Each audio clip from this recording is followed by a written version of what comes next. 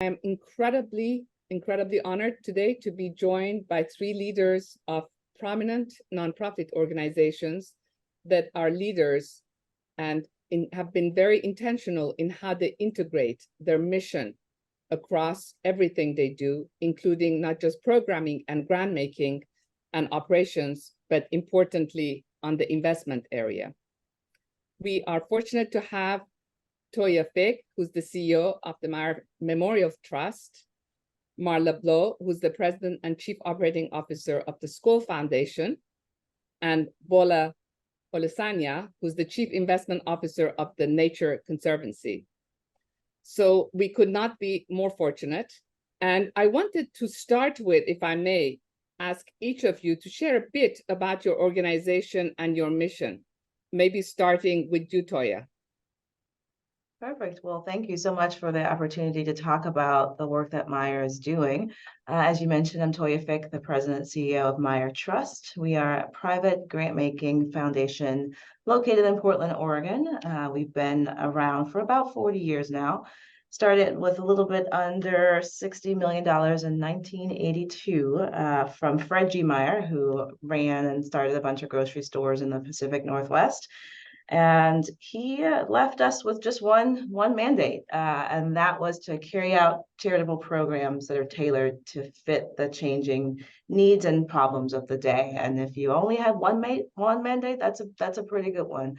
I've been serving in the role for about 1.5 years, and before that, I was on the board of trustees and 2 years as chair on the board. And so we have been working for a while, been with Meyer for about 8 years now in some capacity or another, and had the privilege of really helping to reshape our mission over the last couple of years. And now our mission is to accelerate racial, social, and economic justice for Oregon's lands and peoples. And so it's a great way to sort of think about what Fred left us here to do. And so excited to talk more about that work with you all this afternoon.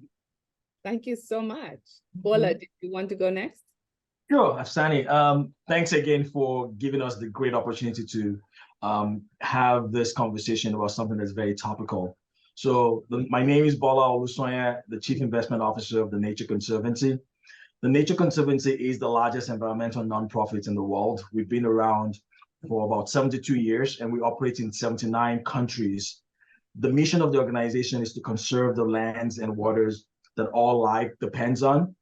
But more specifically, we leverage science, policy, innovative finance, and on-the-ground conservation expertise to address the twin crises of climate change and biodiversity loss.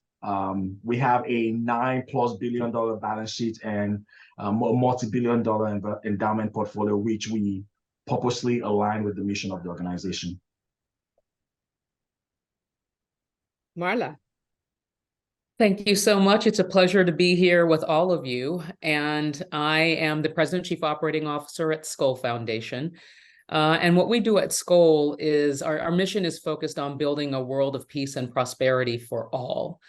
And we are an organization that is funded and founded by an entrepreneur, Jeff Skoll, who was one of the founders of eBay, and has committed to driving transformational social change through our work. And so we focus on 5 core areas: climate action, inclusive economies, pandemics and health system strengthening, effective governance and democracy, and justice and equity.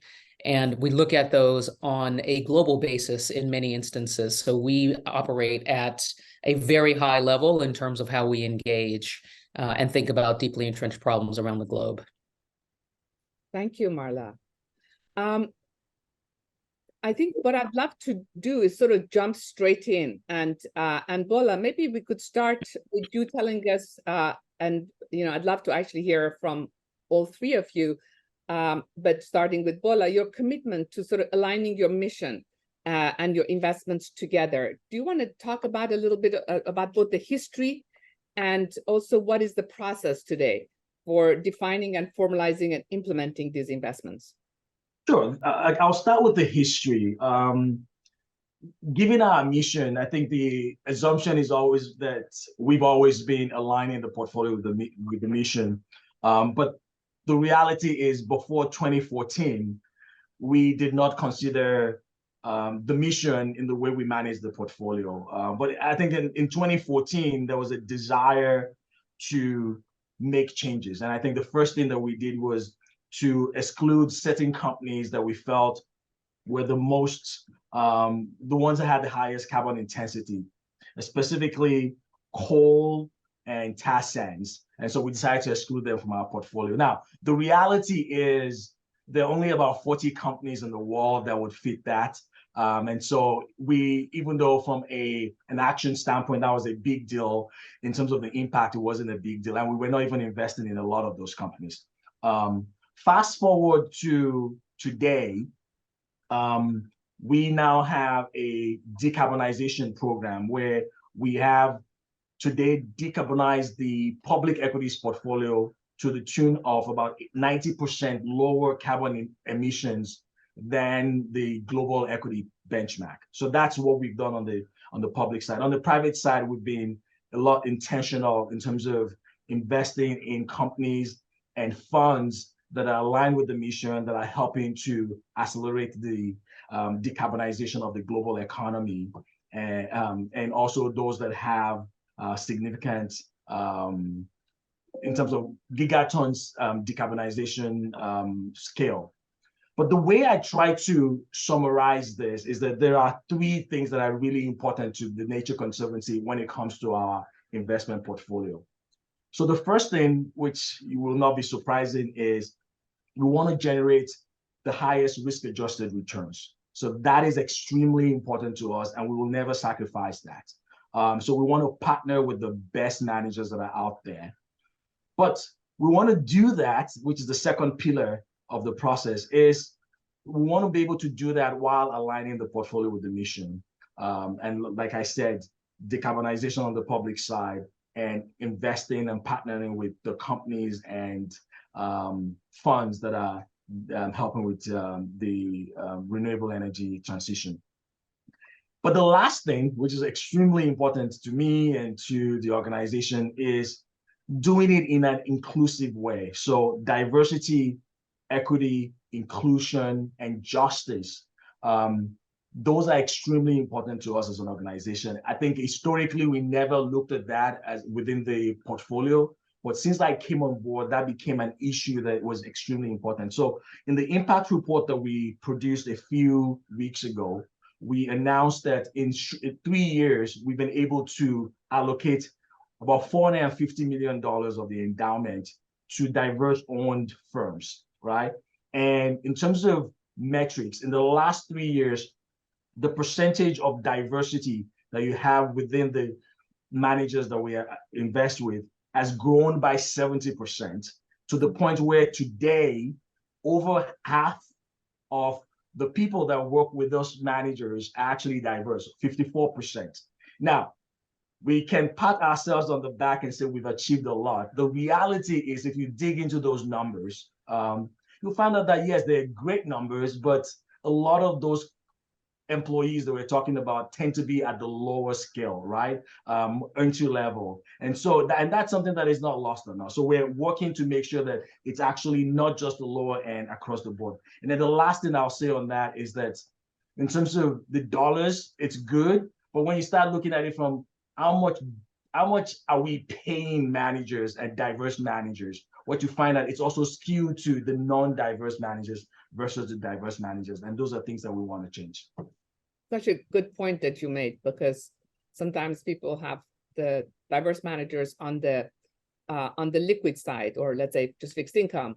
Passive strategies. Yeah, there's some great investors or impactful types of investments that you can make that, and we'll come back to that in a second. Toya, would love to hear from you in terms of that intersection of mission and how you connect that with your investments. Yes, everything Bola said, all of the above, is true for Meyer as well. We started in this, I mean, in some ways we're just getting started. In some ways we've been on this journey for a little while now. Our vision really is to manage our assets aligned to our mission, regardless of the asset, whether it's on the endowment side of the house or grant making or how we do our operations. We wanted to show up, our mission to show up no matter where we are.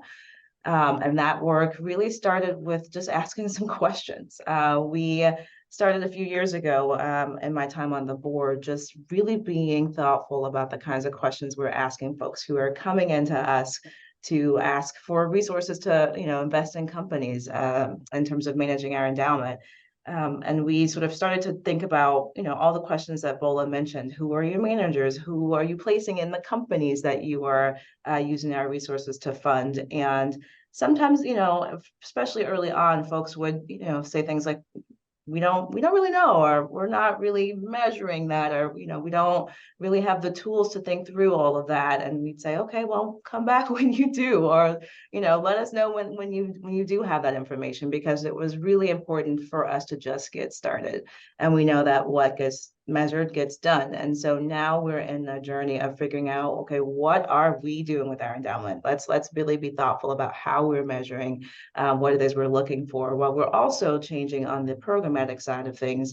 Again, like going back to Mr. Meyer's one charge to us is to, change with the times and respond to the problems of today.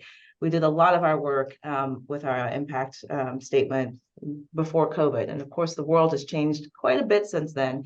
And so we're thinking not just with a new mission in mind, but how we're showing up in our grant making side of the house as well, and thinking about what we're doing in education and building wealth in communities, and thinking about the natural and built environment. And we'll start to look at our portfolio in those lenses as well to see how far we can get with on both sides of the house. So yeah, it's a journey. We're nowhere near as far as we want to be, but it's great to have colleagues around the field who are asking similar questions, because at first it just felt like we were asking questions that no one else was really asking. We're like, no, I'm sure other folks are asking you these questions, but now folks come in ready to answer them and have their materials all ready for us to take a look at. And that's been a change just in the last 5 or 6 years. So long ways to go for sure.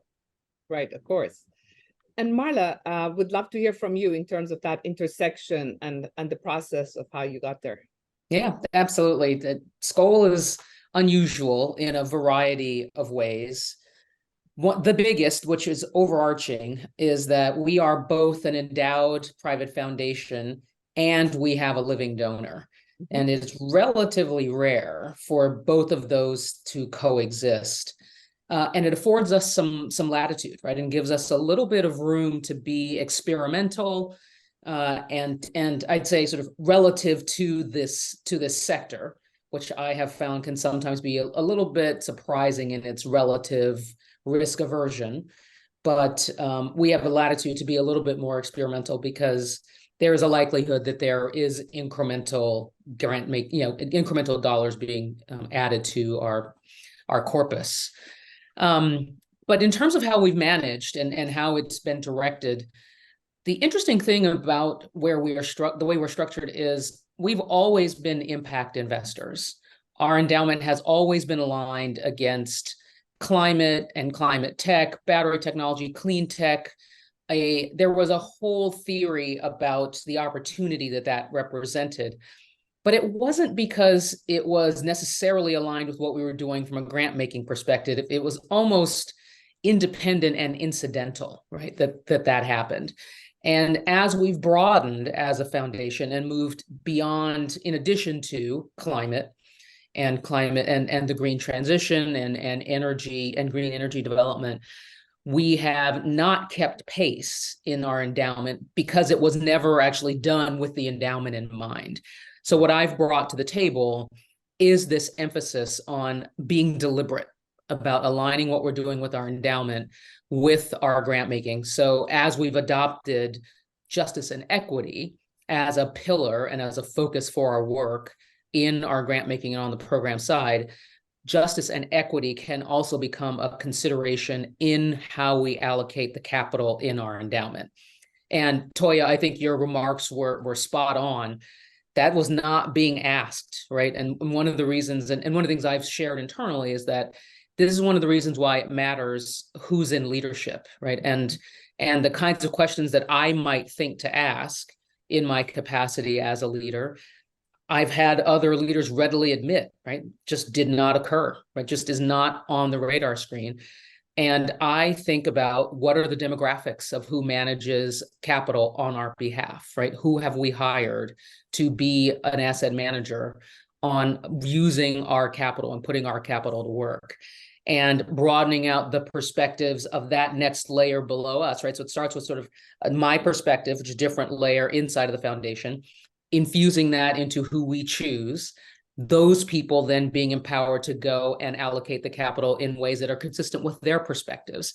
And broadening that out at every level is a way in which justice and equity can manifest itself both in the program making and in terms of the capital. So this is one of the things I've been most excited about. It's been more or less under my tenure that we've talked about it. I've used that particular lens as an illustration, but there are others, right? Another one is we work on, I mentioned pandemics and strengthening health systems, which has been a long-standing focus of ours before we were even in a global pandemic. And the health system side of that is rife with opportunity for health equity, for research into women's health, for example, right, where there's been, I could rattle off statistics, but I won't, right, the underinvestment in women's health and innovation around women's health and solutions for women's health needs is, I'll just say it's a large opportunity. May I put it that way? It's a large opportunity. It's a positive way of putting it. Yes, so that's frame it in the positive, exactly. Yeah. And that is an opportunity, though, that in addition to ensuring that there is intervention in the health system itself, and we do that through the programs, there's also incentivizing and setting up opportunities for breakthroughs that can be economically rewarding and change how we all live. And that comes down to our capital in our endowment. So we've made some allocations to a number of women-led investment managers. So their GPs are women-led, and focused on women's health and improving health equity across society and around the globe, really. And so those are two examples of bringing a specific and focused perspective to the table, that this is not just incidental because it seems like an interesting market opportunity, and great that it was a good market opportunity and has been, and that enabled us to avoid the thou shalt not version of impact investing, and now be very specific and forward-leaning, right, on making this align along other avenues and other dimensions of our work, so that it's consistent even as you move beyond the clear kind of economic opportunities in clean tech. That's so interesting. And, it made me curious, Bola, when I hear from a lot of chief investment officers that they don't see a lot of opportunities in energy transition. What would be your answer? Because you're sitting in an organization that is thinking about all of that. As a CIO, what do you see? Yeah, I think that's outdated thinking. That was probably the first thing I would say. Because you have this, yes, we've talked about the challenge. The climate crisis is an existential threat to humanity, no doubt, right? But with it, it's a huge opportunity, multi-trillion-dollar opportunities that, we have to decarbonize the global economy. There's new technology that's coming up, and you need capital to actually support those technologies. So from our perspective, it was like, even if I was not working for the Nature Conservancy, I would be taking advantage of this opportunity, because it is one of those opportunities where, yes, you can do good, and at the same time, you can earn significant, in my case, I think, outsized investment return. So the reason why we put out our impact report was really to tell some of that story, right? We wanted to be transparent and to share our experience, right? And the successes that we've had in a 3.5, 4-year period, and some of the challenges that we've had. We also wanted to be introspective, like what are the things that we could have done better. But most importantly, we wanted to share that it was possible for you to make money and align your portfolio with your mission, that those two things are not mutually exclusive. And our experience thus far has proved us right. Now it's only 4 years or so that we've been doing it, but we've outperformed our policy benchmark each of the last 3 years that I've been here, including last year, if you recall. Last year was our push, where energy was the only portion of the market that was up, right? And our portfolio, our benchmark has energy in it. Our portfolio does not. We still outperform because there are ways to do that. Our private market climate tech investments that we started making, some of them have done well. They've not had the fall that you've seen in venture in general. Like they've been more resilient. So the numbers show that, and there's actually alpha to be made. So we've been very intentional, and we continue to do this. And for me, working for the Nature Conservancy just makes it a lot easier because we have, and I believe this is one of the questions you're going to ask later on, but we just have people on the programmatic side. We've got about 1,000 scientists that we can leverage their expertise as we diligence these managers and these companies. And that's just been an amazing opportunity for us.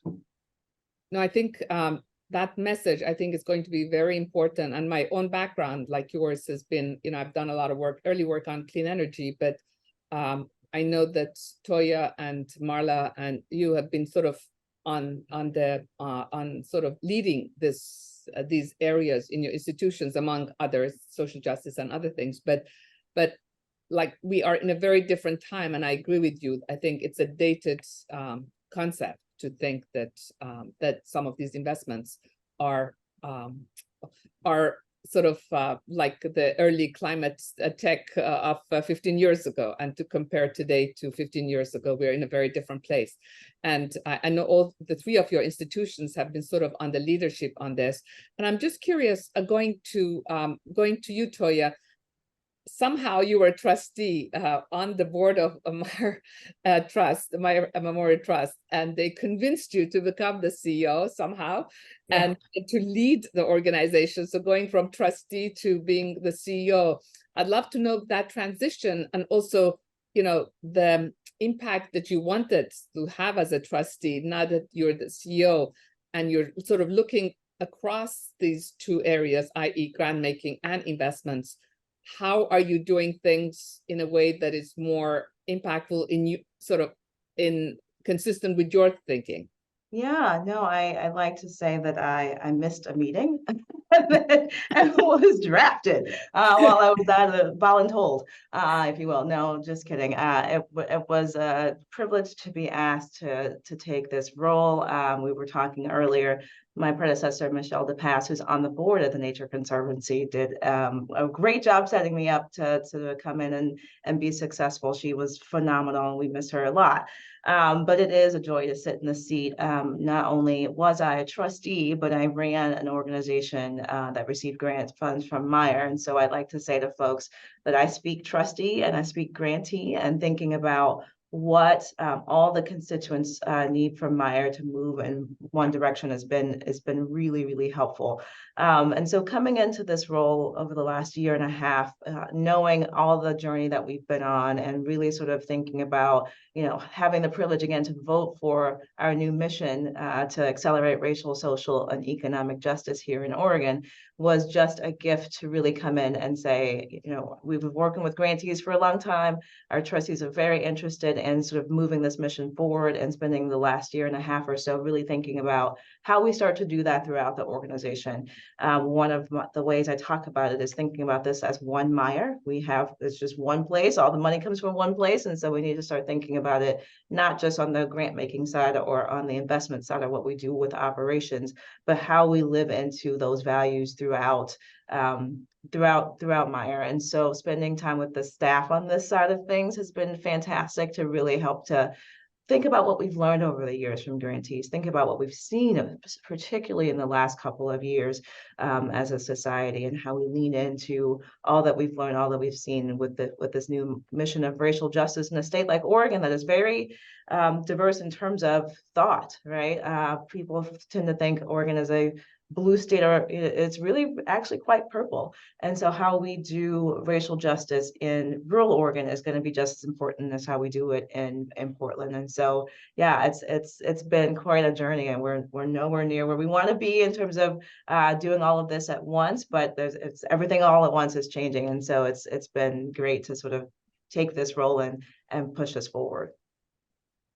And I think similarly, Marla, you've now been at Skoll longer than I think Toya has been in her new role, but not for a very long time. And you have also been on the private sector. You've been in finance. You've been in business, as well as leadership and board positions. Similarly, so, and I think if I'm right, your position at Skoll was sort of a first time. Yes, newly created. Exactly. And I'd love to know more, like, how did they convince you to come and take this role also? And how does it sort of build on your philosophy of how to make impact Absolutely. in your seat? We touched on it a little bit earlier, and I'll expand on it. I have the unusual opportunity to lead both the program side of our work and where we allocate the grants and the strategies that we pursue from an execution perspective. And I lead the investing side of the house, and in partnership with Capricorn Investment Group, which is our asset manager. And I actually am unaware of any other instance where that all rolls up to one person. It's a function of the fact that we are unusual, as I started off by saying earlier. I am one of the few, and maybe, again, I don't know of any other people that have had an entire career in financial services and then moved into philanthropic leadership, right? That is unusual in and of itself. And the opportunity to really put to the test my theories about what's possible was really very much baked into this assembly of responsibilities, right? This unique role. And I found myself wondering, what would it look like if there were the ability to speak both of these languages and actually assume some of that pose I talked about earlier about being forward leaning and making some of this capital available. And it's informed by my experience of having been an entrepreneur. I started a company. It's hard to believe, but it's now been 10 years ago since I started this company. And I had to raise all the capital. And when I had my own, I had been in the capital markets. I was an investment banker. I'd been a money manager. I'd have done a lot of things in my life. But when it came time for me to raise capital, and I had to sit on the other side of that table across from general partners that all of us here have or have been, and try to raise the money, it made me think about that system, right? It made me think about who gets empowered to make those decisions, who is doing the asking, who is doing the decisioning, right? And who is writing the checks. And wanting to get to a position where I could change some of the dynamics associated with that at the top of the funnel. I don't think a lot of people necessarily would have gotten from where I was to thinking like, okay, I'm going to go into philanthropy in order to do that, right? And probably would have gone into some place that's more obvious as a capital markets entity. But for people who are in the capital markets, like this group, we are actually acutely aware, very much aware of the fact that foundations are capital markets entities, right? And we don't talk about that. We don't describe ourselves that way. It's certainly not something that we lead with. But if you're out raising a fund, you're going to find yourself talking to a lot of foundations, right? That is part and parcel of this landscape. And it's about asset ownership and where assets are concentrated. And I didn't want to move into being and Bola, no offense to you, but I didn't want to be you, right? I didn't want to move directly into the investing side of a foundation. This hybrid, right? And being able to influence this sector from the perspective of speaking both of those languages was the thing that made this truly just about as compelling an opportunity as I could have designed myself. And I jumped at it immediately. And I now experience the difficulty. I live in Washington, D.C. The organization is based in California. I make myself available when the right opportunity comes up. When I need to, I'm on an airplane, I'm in California, I'm here, I'm able to participate in these ways because this has been kind of the meeting of the two things that I think are the biggest opportunities. super interesting. And I think that brings me, since you mentioned Bola, when I sort of look at the land of different CIOs, Bola, in a sense, you are unique. You are the CIO, but you think much more completely about the whole, programmatic side of what TNC does and investments, at the same time as your goal is very clear. It's providing the highest returns, and you have. Can you go back a little bit to the report that you just released, and a little bit more granularly tell us about, the report and it's sort of the actual results of the report, and because I think it also looks at comparisons of how you've moved over the last few years. Could you get a little bit more granular about that? Sure. Part of the reason we put out this report, like I said earlier, is transparency, right? And so I can go into a little bit of details about the transition for TNC. So 2014 was the first time we ever considered the mission of the organization and the portfolio. And we had those two exclusion, oil sands and coal. In 2017, now this was before I joined, for the first time, we decided to have out a portion of the portfolio. So to invest in private renewable investments, so about $75 million. So that was the next thing that we did. In 2019, we took a step further and said, let's measure the carbon intensity of the entire portfolio. So we used consultants to do all of that. And I joined March 2020, and to be precise, March 16th, 2020, which was like the day, bullseyes of the day of the pandemic, right? Everything shut down. And I still remember joining on that day. I was supposed to come into the office. I ended up not coming into the office and did not go into the office for the next 21 months. Now, but some of the things that became clear to me as I was going through the interview process was that the Nature Conservancy is unique. You don't have environmental organizations with the type of clout that we have, but also the financial strength we have and the endowment that we have. And I thought it was important for us to be more vocal about what we were doing and take things a little bit more than what we had done. And luckily for us, we brought in a new CEO, Jen Morris. And when Jen was going through our process and we were trying to recruit her, one of the things that she told the board was that she wanted TNC to fully decarbonize the portfolio and align the portfolio with the mission of the organization. So that was unknown to me. So she was telling the board that, and I was there trying to do the same thing. And so I remember when I first communicated with her, it was like the meeting of the minds. We had exactly the same mission. And so we set out to do that. There were tough decisions that we had to make. There were instances where we had some investment managers in the portfolio that were supporters of the Nature Conservancy, but we realized that the investment that they were making were not in alignment with our mission or our values, and we had to say no and redeem from those. It was a tough one, but Jen was on board with those decisions. Like, we needed to do that. If we're going to decarbonize our portfolio, we're going to align with the mission and align with the values, we needed to do that. So I spent the first 2 years focusing on the public side and decarbonizing that. But we also decided that we needed to align with the values. So it was not just the mission, the values of the organization. So we extended the exclusion to include, companies in the tobacco industries, or, private or for profit prisons, for example, right? Or ammunition, things like that. We included that. And then we now realized that we needed to be more intentional, right? A lot of that was, yes, we're excluding, it's more negative screening, whatever. We needed to be a lot more intentional. And instead of also carving out a portion of the portfolio, we thought we could actually invest the entirety of the portfolio on the private side in alignment with the mission. So we started investing in early stage climate tech companies.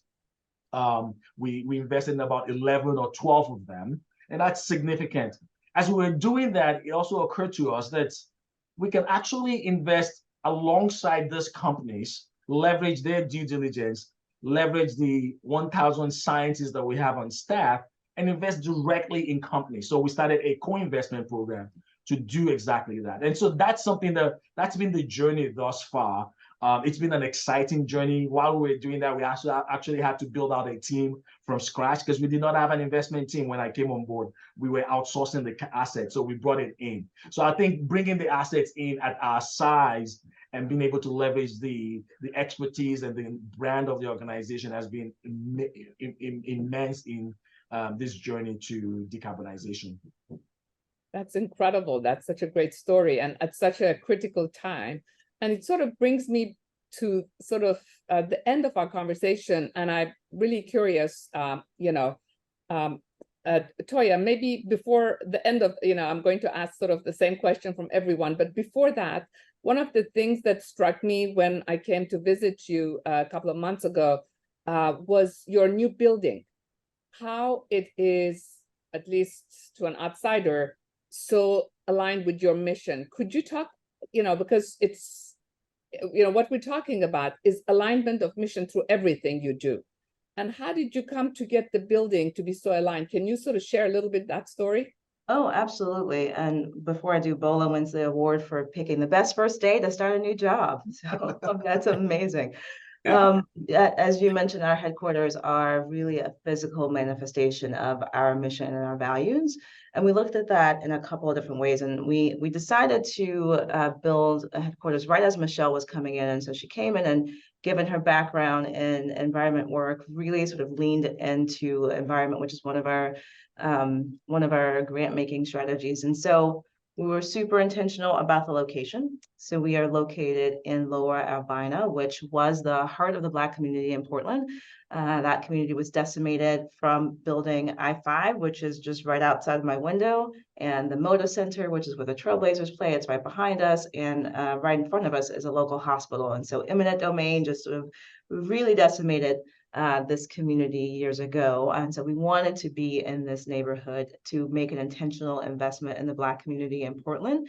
And so that was one of the things that we sort of really were very thoughtful about. The environment space, we are the platinum certification from the U.S. Green Buildings Council, but we also really thought about how we sourced materials. We were very thoughtful about being committed to local forestry jobs and sourcing wood locally in a very sustainable way. And so we have a lot of facts and figures on our website about how we use mass plywood panels throughout the building, which I wish I could show you. I have some photos here. Maybe I'll just pop them up in a second. So 85% of our wood is sustainable in the building. And if you come in, you can see it all throughout the building. From the art that we use, we wanted to use local artists, people of color, women, and then wanted to make sure our contractors were diverse as well. And so really going above and beyond the normal standard for women and minority contractors and subcontractors as well. And the last thing I'll say is one of our values is shared responsibility and interconnectedness. And so wanted to make sure that our building is open to the people around us. And so we have a co-working space on the main floor that has a separate entrance that we allow a nonprofit who works in this area to use for free. So free rent for folks for up to a year and a half, I think. And we will have our first tenant pretty soon because we just really fully reopened the building. And then we have a space called the Center for Great Purposes, and really allows us to allow nonprofits, grantees, and other partners to come in and use the space for free. Space is premium in a town like this where we would think about mass transit and whatnot. And so wanted to make sure that we open our doors to the communities that we're trying to serve. So we were there were committees and the board was involved, and wanted to be very thoughtful about how we got to a place where the building is an embodiment of our values as well. Amazing. So my last question to all of you, and we can start with Marla, is what would be your advice to a board of trustees, to the CEO, to the CIO of and other institutions, given your breadth of experience for all three of you, starting with Marla? Yeah, great question. I I would advise a little bit more appetite for experimentation. Give your team some more latitude to try something. If it has to be cordoned off, if it has to be deliberately queued up as an experiment or as a test or as an opportunity to learn, do that. But the thing I worry about is that trustees are so often thinking about protection, right, and preservation. And we need that. There are organizations and entities and parts of our community that will need funding in perpetuity, and we want to be around in order to be able to fund them. But there's also importance of taking some of that preservation does not necessarily need to preclude creating like some innovation, right? Like, and trying something that might be outside of the parameters, or, you know, Bola mentioned a number of times seeking the highest possible return. Create some sandbox or some arena where you can maybe not have the highest return and enable that capital to do something different that still generates a return. I'm not blending it with the grants. People would call it concessionary. I might just call it experimental, right? Like, and really embrace experimentation. I joined philanthropy thinking that this is a place where money is being given away. So there's willingness to try everything. And I would love to see this sector live into that more and become more closely aligned to what I thought was going to be the case when I got here. Such a great point, because it's risk-taking, but it's not really risk-taking. If you want to make the world different and better, you have to try. Yeah, try something. Absolutely. Thank you. Toya, would love to hear from you. Having been in all the different shoes yourself. A lot of what was just shared is absolutely spot on. I'd say I would add to that, being open to learn together.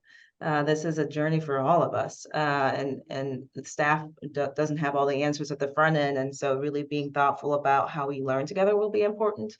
And then sharing what we learn along the way. So we're not going to always get it right. We may not always knock it out of the park, but being thoughtful about what that looks like too. And then, one of the questions that came up a lot over the last few years as we thought about what this could look like is, what's the point of causing problems on one side of the house and then using the money that caused the problems to solve those same problems, right? Really thinking about what's the point of doing that? Is that really what we're doing here? Is that what we're really here to try and do?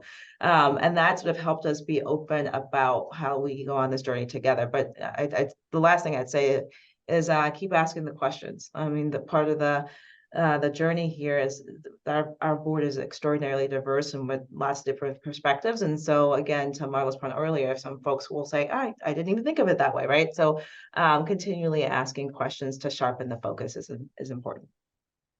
Thank you so much, Toya. I really appreciate that. Bola, you have the last word. Sure, and Toya and Marla could not have said it better. Openness to new ideas, experimentation.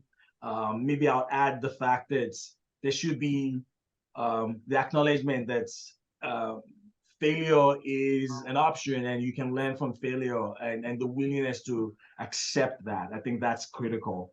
I would also say not to the CIOs, probably the board of trustees, that they should also have a long-term horizon. Like, people talk about it a lot, but usually there's this, I don't know what you call it, a rat race, especially with the university endowments, where they're always looking at their returns and comparing everybody. How did you do every quarter, every year?